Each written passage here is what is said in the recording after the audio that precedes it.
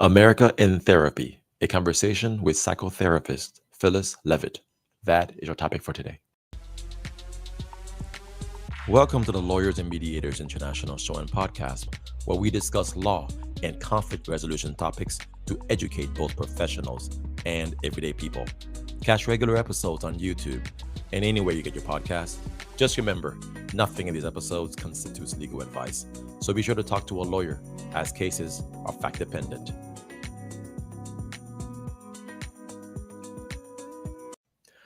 Hey everyone, this is Mac Pierre-Louis, attorney, mediator, arbitrator, working throughout Florida and Texas. And today I have a special guest with me today, and that is Phyllis Leavitt. Phyllis is a psychotherapist, and she has been doing this psychotherapy work for at least 34 years. And I'm glad to have her on today to discuss what she's working on right now, which is a book that she is the author of called America in Therapy. Phyllis, how are you doing today? I'm doing great. Thank you so much for having me on your show. Yes, absolutely. And it was good to talk to you yesterday briefly to kind of discuss what you're working on and why this is so important. But first, let me give a little bit of a background from what I understand and why your work is so important. So, we live in divided times, right? We have the election coming up next month. We're just a number of days away. And while we're all waiting, we can see, I think everyone can see clearly, for the last number of years, there's been so much division in this country. Sometimes outright hatred between left and right, between the genders, between race relations. Everything has just been topsy turvy, upside down. And in your work, in your book, you specifically describe a lot of this dysfunction is due to America being a family that's in turmoil, just like a regular family might have conflicts and problems and interpersonal disagreements and conflicts and problems. You see that at the national level, we have the same kind of thing happening. So I was fascinated by this concept of you taking the micro level family dispute, Right. component and applying it to the national level and helping people understand here's how we diagnose the problem and then here are those solutions and here's how we can potentially try to resolve some of these problems that we see at our national level. So I wanted to just give you the floor, talk a little bit about your work and why and how is America in crisis and how is a national therapy able to be done from your perspective. So please, floor is yours. Thank you so much. Well, let me start by saying that one of the premises of the book is that I believe that our collective mental health is really the big missing piece from national political conversation. And the reason why I say that is because the whole field of psychology and psychotherapy and family therapy is nonpartisan. It's not about choosing sides. It's not about having one person win an argument. It's really about fostering a safe environment for deep listening in service of conflict resolution rather than having one person dominate and another person have to submit, or one person being blamed and shamed and attacked and told to be wrong. It's really about resolving conflict, bringing us into deep understanding and compassion for one another, a commitment to resolution, compromise if necessary, and reconnecting if possible. So the whole field of psychology is really about healing our human relations, not feeding divisiveness, violence, hatred, and shame and blame, which is a lot of what we're suffering from right now. So I took the lens of family systems and looked at our country through that lens because I think we're all pretty much aware that in a family, a healthy family, and again, none of us ever do it perfectly. We all, have missteps and we have to come back and apologize or correct things or make them right or, examine ourselves and rework our dynamics with other people. But in a relatively healthy family, everyone is included. everyone is cared for. All voices have a place at the table. That doesn't mean everybody gets everything that they want, but there's a respect for where they're coming from as much as we can muster that. And if there's really severe disagreement about needs or beliefs or values or behaviors, that we still are committed to resolving those conflicts without violence. Hmm. And with deep listening is one of the ways to resolve conflict without violence, because when people are in a safe container where they feel like they can be heard, they're more apt to listen to other people the way that they want to be heard. And they're more apt to talk to people the way they want to be spoken to. And it's when we are attacking and mobilizing our defenses that families become really, filled with hostility and tension, and sometimes very severe acting out, whether it's verbal violence, physical violence, sexual violence, outright ostracizing people, or silencing them, and silencing people's voices when we disagree is one of the attributes of an unhealthy family, and sometimes of a very dysfunctional, abusive family. Let me ask you about that. So when it Sure. comes to silencing, so at the family level, when people don't have a chance to get things off their chest, right, Right. in a healthy way, because sometimes Right. we lack the skills to effectively communicate our emotions.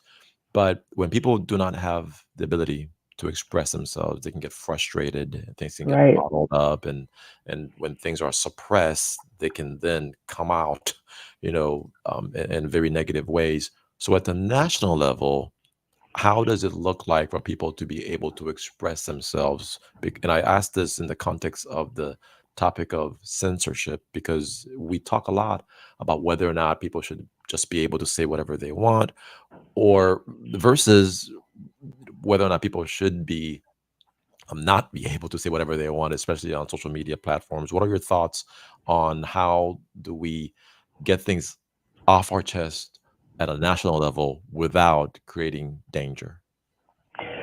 And I think that's a really big question, because a lot of what's on social media is sort of designed to fan the fires of divisiveness and hatred and discrimination and exclusivity, and, leaving people out or seeing them as inferior.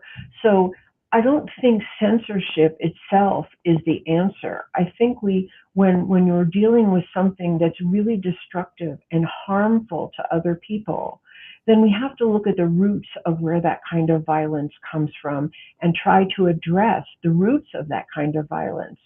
Silencing people, um, just shutting people up is not an answer, just like smacking someone is not an answer, just like shutting the door in their face is not an answer. And so many of the answers in the best psychology are really about how do we heal the wounds in ourselves, in our families, in our communities, and in our nation that are generating these really hateful behaviors. Um, so that's one aspect of Yeah. the issue of censorship, and the other one is where where books are being taken off of the shelves because they don't fit one person's ideology or religion or gender expectations. And that's a different kind of censorship. And I think that also, though, we have to look at where's that coming from? What's so terrifying about an alternative point of view? Um, and I think we have to look at where we're coming from. And honestly, if I was going to put one word on the key to conflict resolution that's healthy, it would be self-responsibility. Yeah. Who am I in the conflict? Who am I being? Am I in my own integrity? Am I acting out my own unhealed wounds on you? Am I projecting some horrible negative belief onto you because you're a woman, because you're Black, because you're gay, because you're a Christian, because you're a Muslim, because of whatever? Am I projecting my own stuff onto you and then believing that that's true when none of us want that to be done to us? There's nobody who wants to be the recipient of a horribly destructive negative projection. And so one of the reasons why I say that psychology is and mental health is the big missing piece in national conversation is because we condone as a nation doing things to people that we would never want to have be done to us, ever. Correct. And that's a mental health issue, and we've been told that it's an ideological issue and a partisan issue, and it's not. Mentally healthy people don't murder other people. Yep. They don't bomb them in their homes. They don't withhold clean water from them, on and on and on. Yep. So a lot, a lot. While you were talking, I'm thinking about at the national level in South Africa, for example, they had the Truth and Reconciliation Commission, right, Mhm. where Mhm. that was their attempt to try to bridge the division that had caused so much destruction. Right. And at the family level, I'm not a psychotherapist, but I would assume that when you're trying to help mend wounds between family members, you're going to have some type of intervention where you're going to help them heal. Is America in need of that kind of Truth and Reconciliation Commission, or what do you think? Where should energy be placed to try to drive people to have that kind of sit down if it's necessary? Well, I love that you brought that up because I actually talk about the Truth and Reconciliation Commission in South Africa in my book Mhm. as a model for where to begin. Got it. Because what is so powerful about that model, and I didn't read everything about it, but what I read, it wasn't perfect. Because we're working on trying to find the right model for human relations. But what was so incredible about that model is it made it safe for perpetrators to come to the table and not only hear the effects of the abuse that they had perpetrated, but to own it in a safe place. And I think that is one of the things that is so missing from our whole cultural, political discourse and value system. We all make mistakes. And I'm not saying everybody murders other people or Yeah. discriminates highly or does, really, really atrocious and, commits atrocities. But we all make mistakes. And what if we could create a culture where it's safe to come forward and say, I did that? And I'm willing to take responsibility for it. And let's figure out together what that responsibility would be so that I can heal as well as you, my victim, can heal. Yeah. And that's really what's one of the big things that I think psychology has to offer. I was part of a family session at one point, and it was a model that was used. I don't know if it's still used or who uses it, but it was a model that was used for sexual abuse that happened in families, where the family sat down together with the abuser and the victim. And it was very similar. The abuser heard the effects of what they had done, but without being, targeted or attacked or shamed or ostracized or, anything negative, but really like with the commitment that the perpetrator would take responsibility by hearing and owning what they had done and then getting their own help to Yeah. heal the wound in them that had led them to act out on another person. And that's what I see as really the commitment that our criminal justice system should be having. Yeah. So, like, healing circles can do some of that work. I was thinking when a victim statement or family of a victim statement is going to be, put before a court in front of the abuser or the murderer, whoever it is. Usually that's happening after conviction, but before sentencing. But I think Mm, what you're getting at is we need to be a little more proactive, do that much earlier, right? When the problem has happened, bring people together. And so back to deep listening, how do you get people to sit down and listen and consider the opposing viewpoints instead of people being so stuck in their silos? Because that right. can happen. That can happen at the family level. I think we all are privy to that. But how do you do that at the national level when there's so much division at so many different levels? Well, for one thing, I think we have to talk about it as a possibility.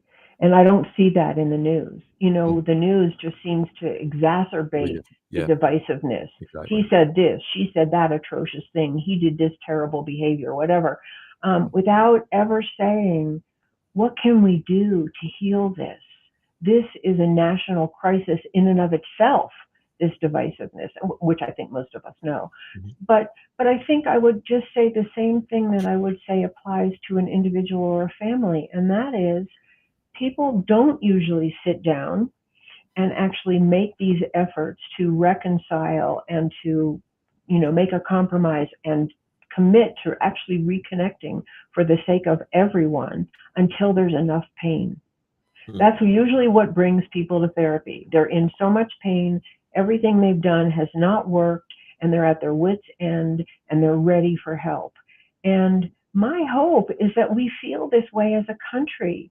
When will we get to that point where we say this amount of divisiveness that generates this much ongoing escalation in violence and hatred and, walling certain elements of our society off and not listening to the cries for help that are coming from so much of our population? When do we feel enough pain that we say we have to sit down and work this out? And, that's one of the hopes of my book and my talking is that we can actually feel that pain instead of keeping on blaming somebody for it.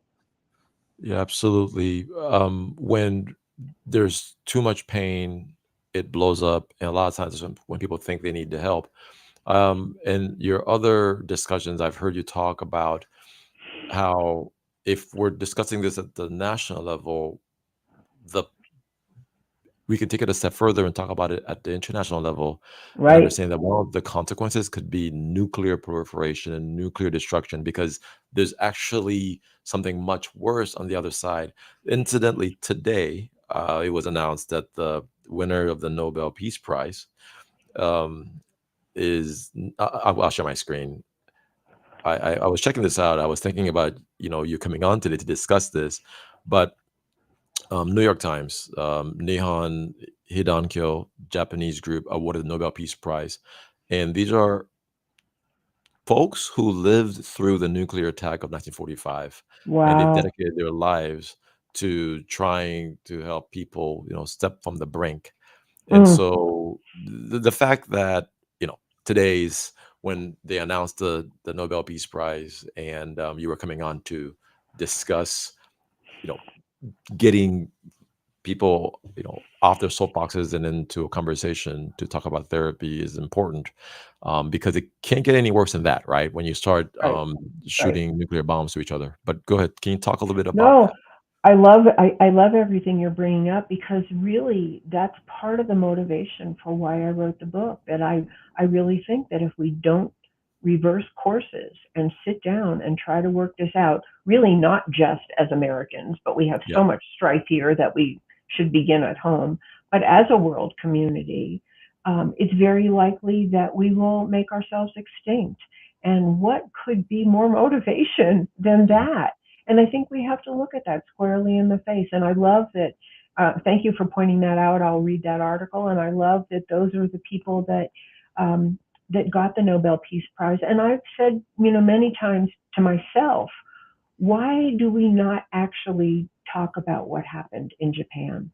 Mhm. Why do we not see pictures? Why do we not actually inform ourselves about what we could proliferate on a much larger scale than what happened there? Because that's a healthy deterrent. Yeah. I would And think. I and I Mhm. and I think it's critical. Yeah. Absolutely critical. It So puts thank it you. Yeah. into perspective. Absolutely. Right. Nuclear radiation is probably not the way to go. And so we need to step back from the brink in more ways than one. Right. So So, but back to deep listening, because as a mediator Right.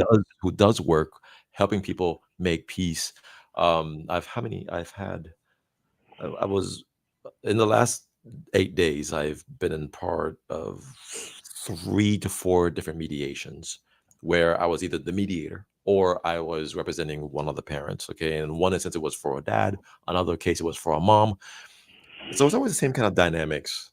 Folks are, you know, oppositional. They have their positions, and the job is to try to get them to a place where it's mutually beneficial, Right, to where the agreement is makes more of a rational sense than taking it to a judge and having a third party who doesn't know y'all's kids, who doesn't know your personal lives, make a decision for you.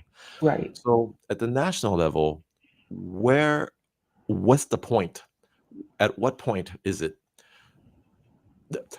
where do you, how do you get people to understand the point where there's value in actually sitting down versus what the alternative is, Yes, where the benefits outweigh the cost of not sitting down? I think about the Civil War, for example. In the 1850s, Americans were polarized on the question of slavery. And I like to quote my law professor who said that Civil War was a war we had to fight because we needed to end that scourge. Well, are we at that point in America to where it's going to come to a point where the negatives and the consequences of a potential possible civil war will outweigh, the benefits of just sitting down and talking? Where are we on that spectrum? well, I think we're in danger for sure. People are talking about civil war. People are Yeah. talking about there'll be a bloodbath if this happens or that happens. Mm. And I think it's just as dangerous as if a family member, let's say a young person in a family, goes and gets a gun and says they're going to shoot their parents if they don't get their way. Um, I think it's just as dangerous, and I think it's a call for help, uh, societal call for help, that we're even talking this way. And I Yeah. think that's one of the benefits also of looking at this through a psychological lens. The most symptomatic people in a family, and I worked with, I've told this story a million times, and you Yeah. may have heard it, but I'll say it again because I think it really applies nationally. I started my practice working almost exclusively with children. And 99.9% of the children that were brought for therapy were symptomatic because of ongoing conflict between their parents. Mhm. Parents fighting, not resolving it, custody battles, unresolved divorces, but ongoing conflict that they couldn't do anything about, but they were absorbing and Yeah. scared Yeah. about the consequences and helpless. And they became symptomatic, and they had a variety of symptoms: wetting the bed, nightmares at night, being aggressive toward other children, not thriving in school, being loners.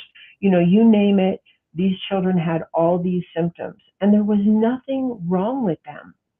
They were having a normal response to a highly conflictual, scary, dangerous Mm. environment that they were living in, unhealthy emotional environment that they were living in. And so their symptoms were actually a call for help, for the family, for their parents to get help. And so, I ended up not doing so much work with children, but doing much more of the work with their parents, because they're the ones who could actually help the children.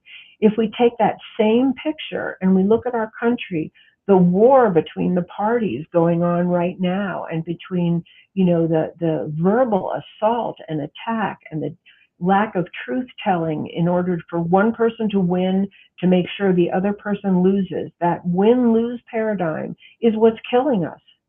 And and I think we have to know that. And the general population, I think, in America today is highly symptomatic as a Mm. result of this ongoing conflict, and people are terrified about what's going to happen in this election. Yeah, and And because you hear things like, if the other side wins, is the end of everything. The country's over, end of mhm, democracy, no more mhm, elections. I'm gonna leave the country. You hear right, this, and right, and I do hear from both sides, because I literally the other day was scratching my head. Like two folks, two different sides of the aisle, but they were saying the exact same thing, but I don't think they mm, realize it. And so that's what's right, sad, right? And so if we did see the political parties as two parents, and the rest of us just start acting out, because we're trying to cope. right, Um, yeah, I definitely see the connections, and so I have a lot of cases where kids end up, exhibiting some of these, right, things because they live in fear. unpredictability. They don't know what comes next, and it's going to manifest itself somehow, That's right? right. And That's right. so we then shouldn't be surprised if we're having school shootings every other weekend, right? I mean, I Right. every other week, Right. I guess, because it's going to be a symptom of the chaos that even our own children are experiencing. So And that's why I think we have to look at this from a family systems point of view of the country, because it's not just what's happening in the home, while that is extremely important, but it's what's happening in our communities, on the news, and social media, and what the role models are for the people who are in the positions of the most power. And those role models are not healthy. yeah. So let me ask you this. In conflict resolution, we talk a lot about affirmation. Um, when if somebody says something that and they're putting their heart out there, they have a position, and we attack them for it when they say it, or we, downgrade it, it's gonna cause them to have one kind of reaction. But if we affirm them, not necessarily agree with them, but Right. if we validate, what it is that they're saying, it's going to let them feel that they're being listened to, that they're, oh, finally someone's appreciating my feeling. Like my feeling has been validated. Doesn't mean they're right, but it brings credibility and credence to their position. Do you think that ultimately is one of the roots as to why we have so much dysfunction, that both sides, when we talk about sides, I'm talking about politically, left and right, just start off from a position that the other side is evil? When Right. we bring, it's called demonization, right? When you Hmm. demonize the other side, and social media gets involved, the news media gets involved, Right. and everybody who has a stake in the game just gets involved, and just, we live in our little silos, right? That's what social media does. We live in our silos and our little bubbles, and the algorithms then keep pumping into us, and we get the dopamine rush, and we just want to, what was the phrase, um confirmation bias, right? Hmm. Whatever we Hmm. already feel is right, we want to hear more of it. Is that, I think, maybe it is, that is that the problem, that nobody is giving the other side any benefit of the doubt, that nobody is listening to the other side. They Hmm. simply go off on the attack, and it becomes tribalism. You just stick to your, to your side, and the other side be damned. Anyway, that's how I see it. What are your Hmm. thoughts? Well, I think absolutely. I think it's a symptom as well as a cause. I think it's a symptom of our mental dis-ease or lack of true mental wellness, that we don't want to listen to an alternative point of view and listen, like you said, with some kind of respect. I may not agree with you. Yeah. And this is such a part of couples therapy, what you're Mhm. talking about, just exactly what you said. We often say, what you may not agree with your partner, but is there anything in what they're saying that you could validate? Mhm. Um, can you talk in I statements? This is what I think and what I feel, rather Yeah. than you're a jerk You, because you, you you, did you. blah, blah, Yeah, blah, right? exactly. And these are Yeah. all parts of nonviolent communication and conflict resolution, and I'm sure they're parts of mediation. And one of the things that I would love to see is I would love to see mediation happening in Congress, that we actually have trained facilitators that guide these kinds of conversations to help people learn the skills of deep listening with the goal of resolving. And I think part of why we don't do that, and there's many reasons why we don't do that, but one of the big overarching psychological reasons why we don't do that is because we still live in a win-lose paradigm. We Yeah. don't live in a win-win paradigm. And Yeah. I think mediation is about win-win. Correct. How can you both come out of this with Yeah. something that you want, feel heard, feel resolved? Nobody's probably going to get everything they want, but can each side get something of what they want and leave each other in peace if you really can't reconnect in any way? And a lot often, when people are divorcing, they don't want to reconnect. But can they leave each other in peace for their own well-being and definitely for the well-being of their children? Yeah. So I think of in a divorce without kids, there's one kind of detachment where the parties can move on. But Right. in a divorce with kids, you're Exactly. still having to work together. So you have to learn how to co-parent. Okay. That's right. And so when people say things like, well, we need a national divorce, we need to just split the country in two and we go one way. The problem is is we can't quite do that because the country is interconnected. All That's right. right. And so because of that, um, like like I love the Civil War. I mean, not the fact that it Right. happened, but I love the Right. Civil War history. But one of the reasons, Lincoln justifies going into the southern states is because he's like, well, there are American citizens in those states, meaning you can't just take them hostage. All right. And so in our context now, we can't just split up the country. We have people, families that are Right. intermixed and throughout to the entire nation. So we Right. have no choice. We can't just divide. The question becomes, how do we co-adapt, Right. co-live together? How do we do that? And that is going to be the issue. So, but I guess we talked a lot about problems, but what are the solutions? Yeah. What's And I think there's many, and more than half of my book is actually devoted to some of the paradigm shifts that we need to make in order to find the solutions.